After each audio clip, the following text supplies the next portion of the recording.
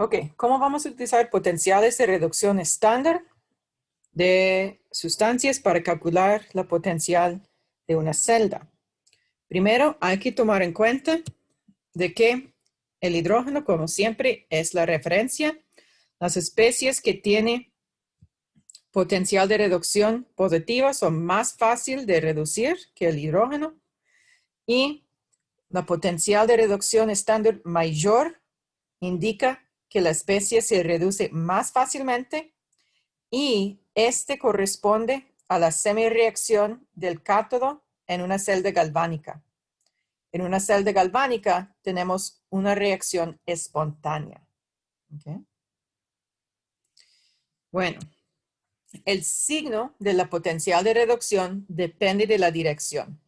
Entonces, la reducción de zinc 2 a zinc tiene potencial de reducción negativo 0,763. La oxidación de zinc a zinc 2 es positivo 0,763. Entonces, el signo de la oxidación es el opuesto que el signo de la reducción. La magnitud de la potencial de reducción no depende de la cantidad de la sustancia. Entonces, si tenemos la reducción de 1 mol de zinc, este va a tener la misma potencial de reducción que 10 moles de zinc, no importa. Solo la dirección de la reacción va a cambiar el signo de la potencial de reducción. Entonces aquí lo que vamos a notar es que la potencial de oxidación es igual al opuesto de la potencial de reducción.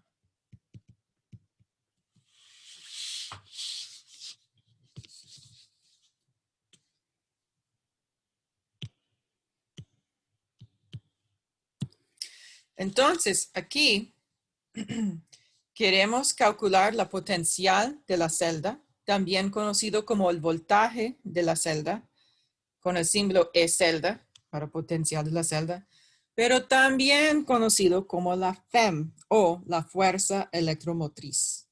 ¿Okay? Entonces, tenemos 3 nombres para la misma cosa.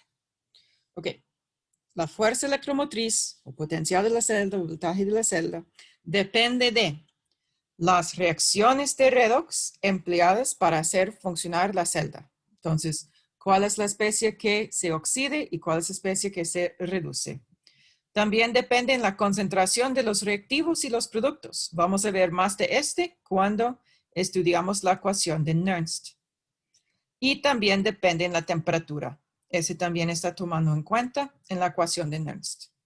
Al principio, empezamos con el cálculo de la fuerza electromotriz estándar.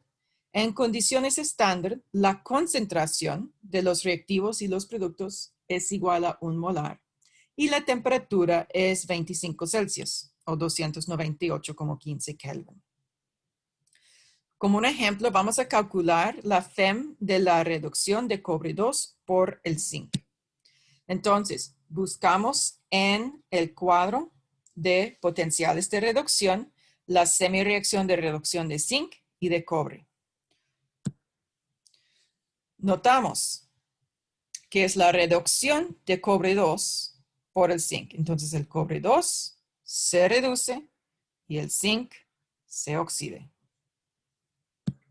Para calcular la potencial de la celda, necesitamos la potencial de la reducción menos la potencial de reducción de la especie que se oxide. ¿Okay? Reducción ocurre en el cátodo. Y el opuesto de la potencial de reducción en el ánodo, este corresponde a la potencial de oxidación. ¿Okay? Entonces, lo que podemos identificar es que el cobre reduce. Entonces, este corresponde al cátodo. Por lo tanto, el zinc es para el ánodo. ¿Okay? Entonces, sustituimos en la fórmula la potencial de reducción del cobre menos la potencial de reducción del zinc. ¿Okay? Y calculamos la potencial estándar de la celda es 1,099 voltios. Cuando la potencial de la celda es positivo, mayor que 0, esta es una reacción espontánea.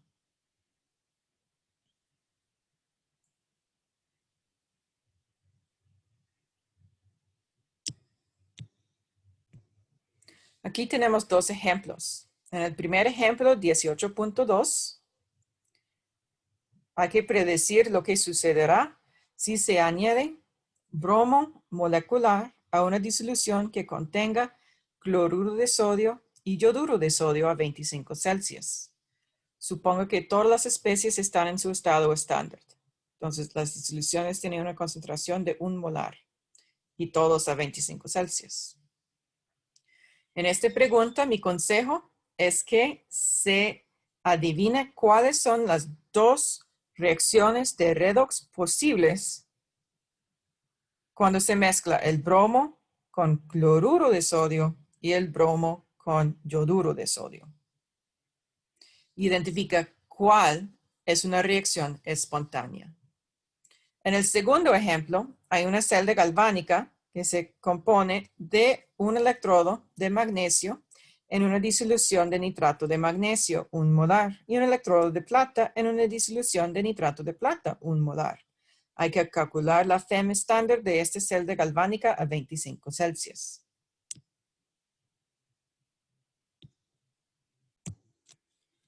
Bueno, entonces, en el primer ejemplo, tenemos dos opciones. Podemos tener el cloruro de sodio reaccionando con el bromo y este puede resultar en el bromuro de sodio más el cloro. O podemos tener el yoduro de sodio reaccionando con el bromo para producir bromuro de sodio más el yodo. Si miramos a los estados de oxidación, podemos ver que es el bromo que se reduce y el cloruro que se oxide. ¿Okay? Si el bromo se reduce, es la potencial de reducción del cátodo. Entonces podemos calcular la potencial de la celda utilizando los valores disponibles aquí en el cuadro. Y encontramos que la potencial de la celda es negativo 0,280 voltios. Esa es una reacción no espontánea. De una manera similar, es el bromo que se reduce en el otro ejemplo. Entonces calculamos su potencial de la celda y tenemos positivo 0,545 voltios, que corresponde a una reacción espontánea. Entonces podemos concluir que el bromo reacciona con el yoduro de sodio para producir bromuro de sodio y el yodo. En el segundo ejemplo, es una celda galvánica.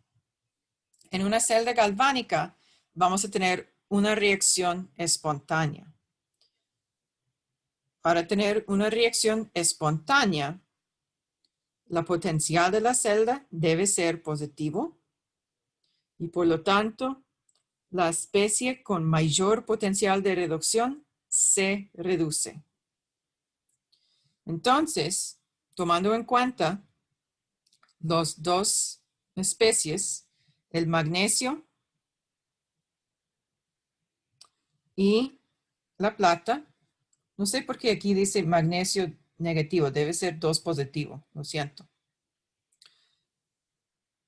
La especie con mayor potencial de reducción es la plata, literalmente es más grande. Entonces calculamos la potencial de la celda, la potencial de reducción del cátodo menos la potencial de reducción del ánodo. Y tenemos este valor. Y si es positivo, entonces hemos hecho este cálculo correctamente. Si lo hacemos al revés, vamos a tener un potencial de reducción negativo y este no corresponde a una celda galvánica.